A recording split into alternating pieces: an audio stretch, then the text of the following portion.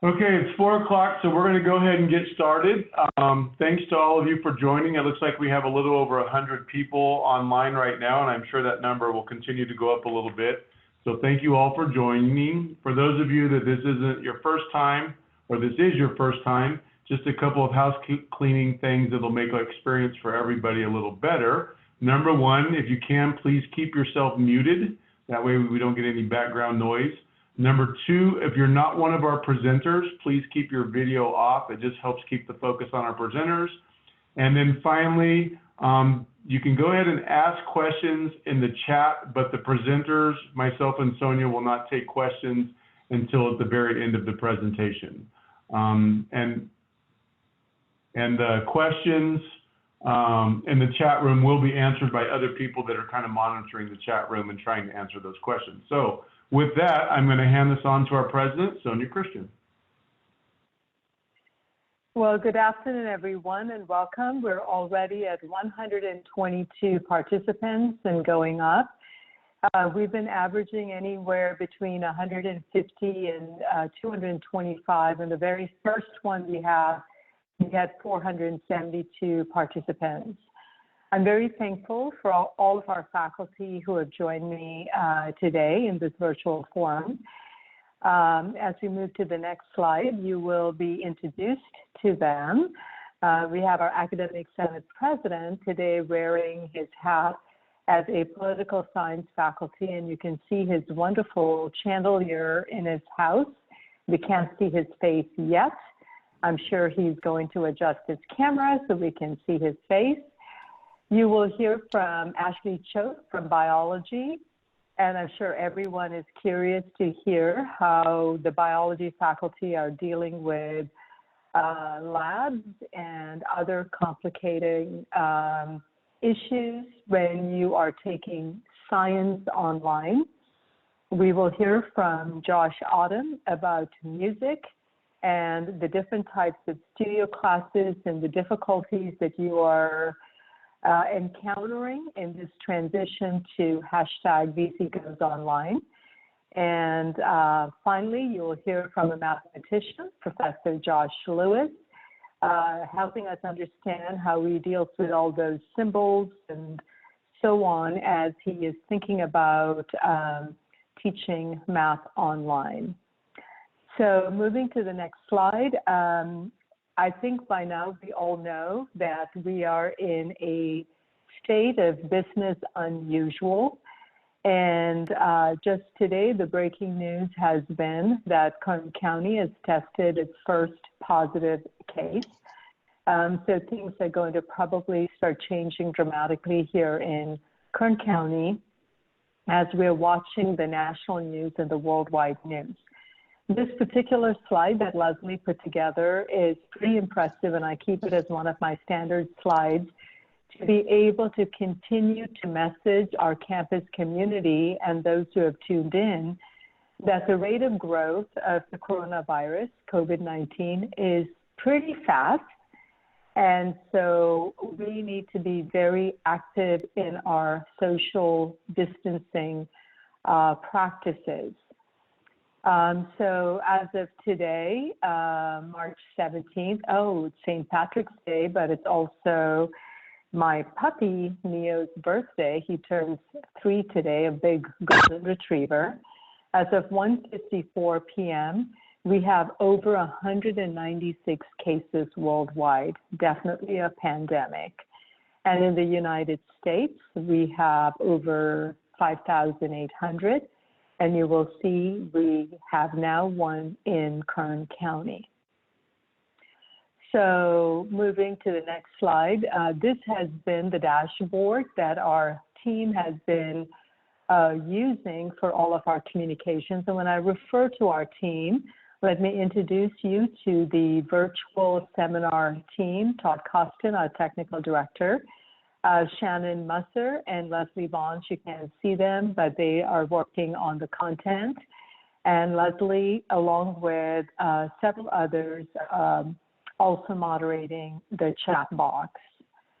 So moving to the next slide, we will see more details here in the announcement that went out from Kern County Public Health.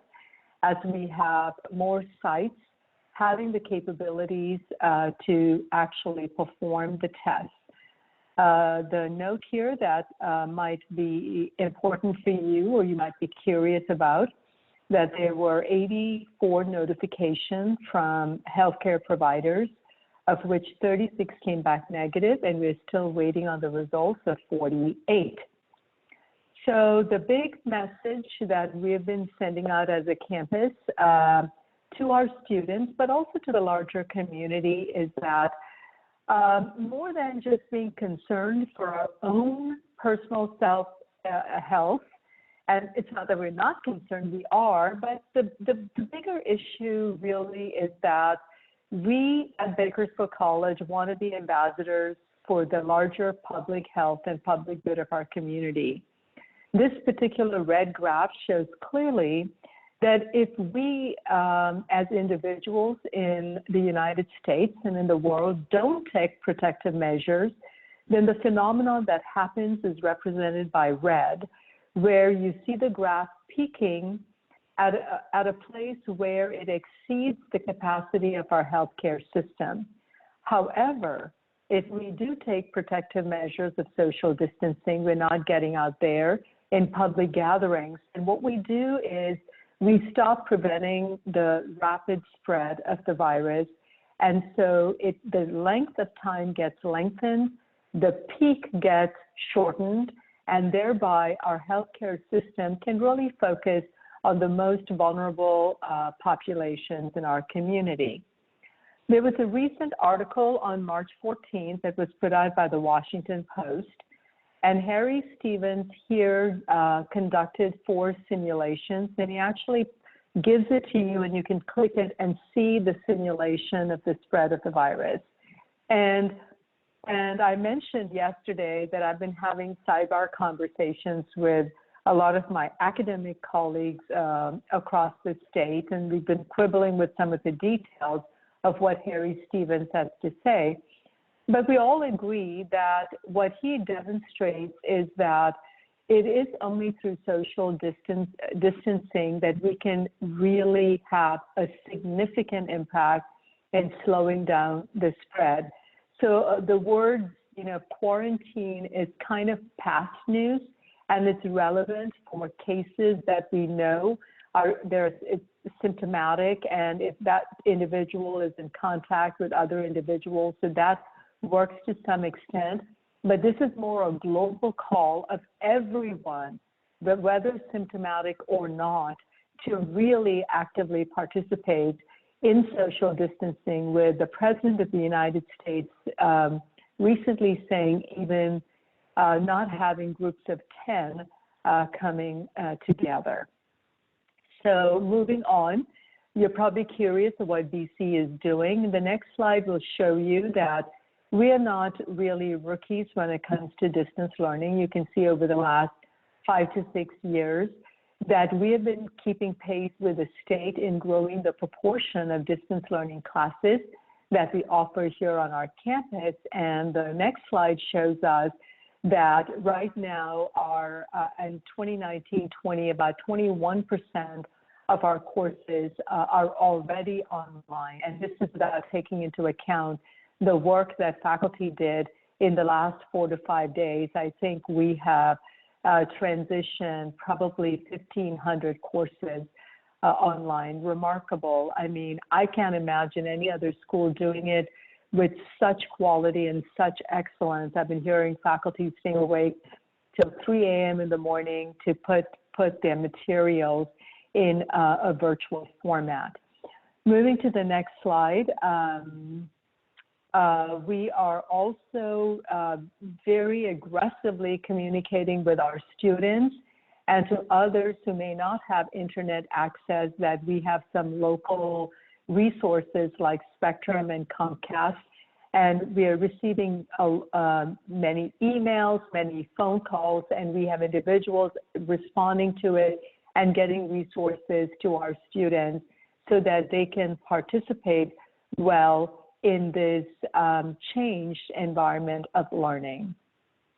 So Right now, we are primarily online for instruction and student services. Our COVID-19 website, I heard from Aricia, is being visited frequently.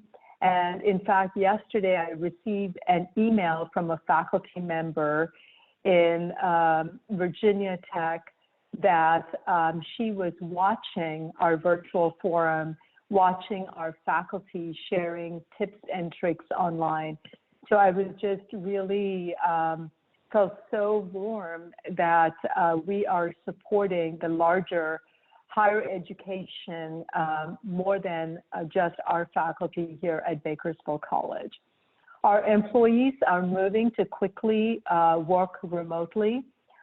Jennifer Surratt with Dina Rhodes, they're keeping a spreadsheet, and I took a peek at the spreadsheet before I hopped on this virtual call, and I'm happy to report that student affairs, significantly, employees have moved to be working remotely. So we are lessening the number of individuals, the number of bodies coming to our campus. You remember that we were ahead of the curve even before there was a call from agencies around us that we started asking you to please consider non-essential events to be canceled, non-essential gatherings. So we were ahead of the curve. And so that way we were getting people who were not students, but the public, to get them off our campus practicing social distancing, because we wanted to preserve the core of our mission, which is instruction. And then we went to work diligently with instruction and with student affairs. And now we are focusing on our employees so that our campus will become very, very minimal in the number of individuals we have. Cindy Collier and Bill Potter just texted me about 10 minutes ago that they're actually starting to physically close down buildings because those functionalities are moving online. And the buildings that are remaining, Bill Potter is having more of his M&O staff doing deep cleaning, sanitization, and just sanitizing the spaces, keeping computers at a large distance from each other. Our administrative services side, those individuals are primarily on campus, our M&O staff and our custodians. On the instructional side, again, a significant number are working remotely. And folks like Todd's area with technology, they're getting technology access, remote access for employees. But once that is done, they will be moving to a remote site as well. I want to tell you, and I want to ask you to spread this word to your friends, spread this on social media, spread this wherever about the diligence that Bakersfield College is employing to really maximize social distancing and to play our role in decreasing the spread of the virus. So finally, I think I have one more slide to go. These are some of the physical spaces that we have completely moved online. So our student veterans, if you have tuned in, you know that you've heard from both Armando Trujillo and Jenny Frank that your services are online. So that particular building will probably be deep cleaned by Bill Potter's folks and then closed down. Similarly, you've got the listing here. BC Southwest, I'm happy to say that all of those courses have gone online. So our dean, Jessica, will be closing down the Southwest campus physically today, but all the services will be provided online. Moving to the next slide, I think that's about all that I have. We have our next virtual forum on Wednesday, 4 p.m., so please mark your calendars and tune in. I always will have an updated message for you